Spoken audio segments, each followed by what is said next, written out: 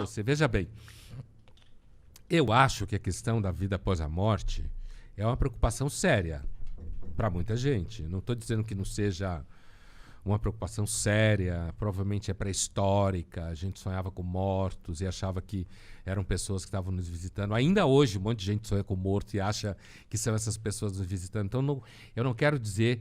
Eu não sou religioso, mas eu dei aula há muitos anos de filosofia da religião, entendo um pouco de religião. Religião não é cagada a priori, né? Apesar de eu não acreditar e tal, não é cagada a priori. É uma produção humana tentando dar conta do fato que a gente é uma espécie fodida, que morre, que sofre, que perde. Mas a versão espírita eu acho especialmente empobrecida, sabe? Porque assim... ela é muito óbvia. Então, tem um mundo do outro lado, e você chega nesse mundo, alguém te recebe, você fica um tempo numa enfermaria para se acostumar com o que aconteceu. E nesse filme tem uma cena, eu lembro de uma cena especificamente, que esse cara que tinha acabado de chegar estava conversando com o host dele lá, né? E aí passam uns caras vestidos de preto, chapéu, malinha, que quem reconhece sabe que eram judeus, né? Com essa roupa, sabe que se vê aqui em São Paulo? Né? Nos jardins, de Higienópolis e tal. E aí o cara fala, o que são eles? Aí o sujeito fala, não, eles estão acabando de chegar de Auschwitz. Isso é uma materialização extremamente idiota. Caralho. Da situação. É como se você chegasse lá com a mesma roupa que você usa. Então você associa judeu, roupa preta, Auschwitz, nazismo. Você entendeu o que eu quero dizer? Que é pobre de espírito. E é meio de mau gosto também, né? Essa cena é uma cena um pouco empobrecida, assim, mas... Então eu acho que esse foi o pior filme que eu já vi na vida. Eu sempre cito quando alguém fala de filme assim. Mas então tu não acredita nesse papo que a gente vai morrer e vai ter alguma coisa depois? Eu tendo a achar que não. É? Mas tu não sente que isso daí... Imagina se todo mundo acreditasse que... Sei lá, não tem nada quando a gente morrer. Isso daí não daria uma pirada na cabeça de todo mundo? Não é bom que as pessoas acreditem então, que tem algo? Isso que você está me perguntando, que é uma questão muito antiga e muito séria, debatida sobre a relação entre filosofia moral e vida social e contrato social, isso é uma questão muito antiga, né? E séria.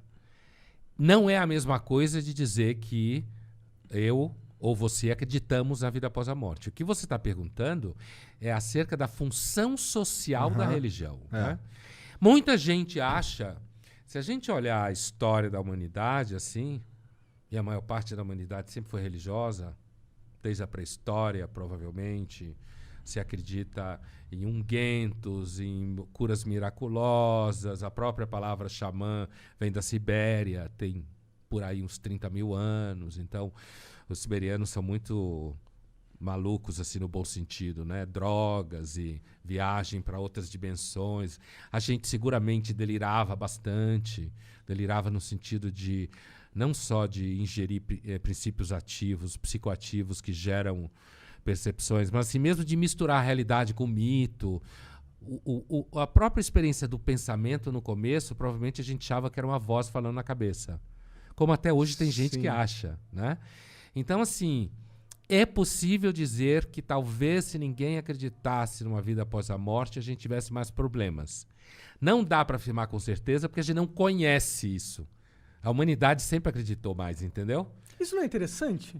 Eu acho muito interessante que, tipo, por mais que a gente tá chegando na era moderna e a tecnologia tá cada vez mais, tipo, explicando como as coisas funcionam, eu sinto que a religiosidade. Obrigado. Não vem se perdendo, tá ligado? As pessoas, pelo contrário, quando o mundo vai ficando mais maluco, as pessoas vão cada vez mais se apegando em alguma crença, tá ligado? É porque a ciência não responde acerca do sentido das coisas, né? A ciência não responde. Então, imagina que você tem um filho que faz um tumor cerebral e você pergunta para o médico por quê, o médico vai te dar uma resposta bioquímica, patológica, no máximo genética. Mas quando você está perguntando por que uma criança vai ser... Estou dando um exemplo que é um clichê, que é fácil de chegar no argumento. Esse tipo de pergunta acerca do significado das coisas, do sentido das coisas, a ciência não dá. Entendeu? Mas a religião dá, por exemplo. A religião dá, porque nós somos um ser... Não é à toa que chamaram a gente de sapiens, né? que tem a ver com saber. A gente é um animal que quer saber as coisas. E a gente quer saber o sentido das coisas. Talvez não tenha nenhum, mas a gente busca. Sim, sim, com certeza.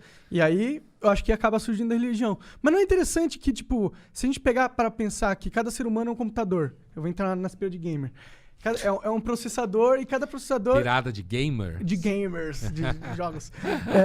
E cada processador ele tem um problema para solucionar. Eu acho que quando a gente coloca a humanidade para pensar junto, ou através da cultura, da sociologia, dos ensinamentos e tal, e de alguma forma a maioria da sociedade chega à conclusão que Deus existe, eu acho isso interessante, porque essa não é uma conclusão só da burrice humana que não quer lidar com o escopo de morrer e acabar. Mas também é toda essa produção humana que a gente passou, sei lá, 10 mil anos aqui fazendo, levou para que a humanidade chegasse ainda no consenso que eu acho que Deus existe. Eu acho interessante, isso me dá esperança, de certa forma. Pode ser eu querendo justificar o meu fim certo, mas ao mesmo tempo é interessante, porque não precisava ser assim. Como o Igor falou, poderia ter sido a conclusão de realmente, a gente entendeu, a gente tá aqui ao acaso, vai todo mundo morrer, e todo mundo poderia ter aceitado isso, mas não foi isso que aconteceu, sabe? Provavelmente isso não aconteceu porque grande parte da nossa atividade cerebral delira. Aconteceu, por exemplo, porque as pessoas sonhavam com gente que morreu e achavam que aquelas pessoas estavam vivas. E a gente passou grande parte da nossa história antiga e pré-história cultuando túmulos, né? Cultuando mortos, dando comida para mortos, que nem se faz um candomblé hoje. Uhum. Então, a nossa capacidade racional ela é muito recente. No Ocidente, 2.500 anos a filosofia tem. A científica, então, é mais recente ainda. Não pegou.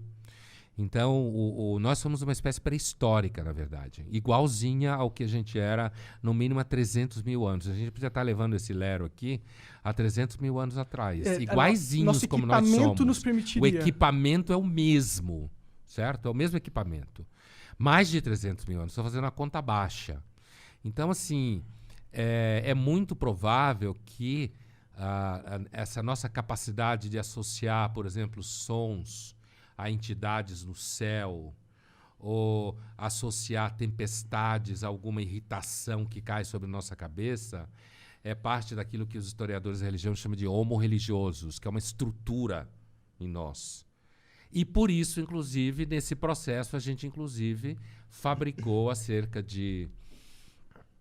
Vai fazer uma conta redonda, 5 mil anos, o Deus de Israel, que depois virou o Deus do cristianismo, o Deus do islamismo.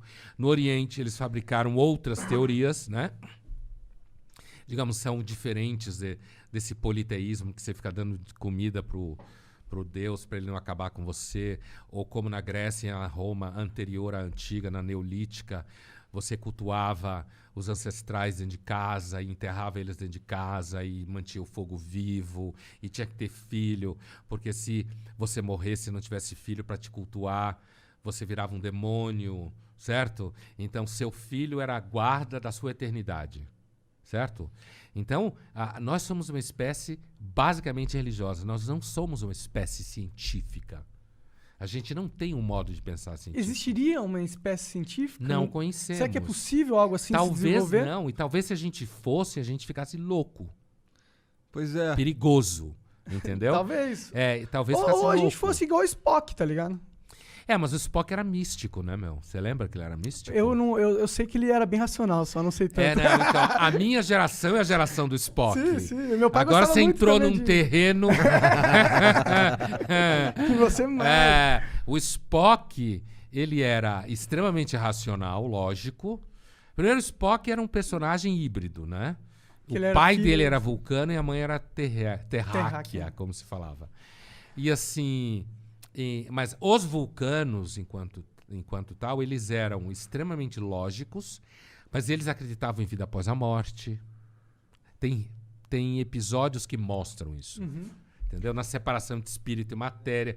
Spock era místico. Não era materialista. Interessante. E você acha, então, que o mundo é um mundo materialista?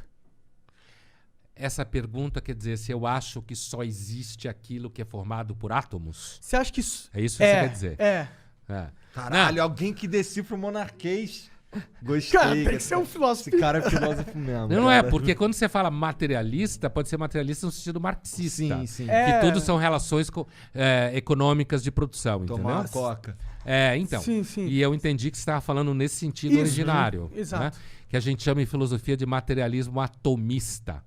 Né? Por causa do Epicuro, do Demócrito, na Grécia e tal. Ó, eu vou te dar uma resposta bem cuidadosa, que é o seguinte. Até onde a gente consegue ter alguma certeza empírica, aparentemente tudo é matéria.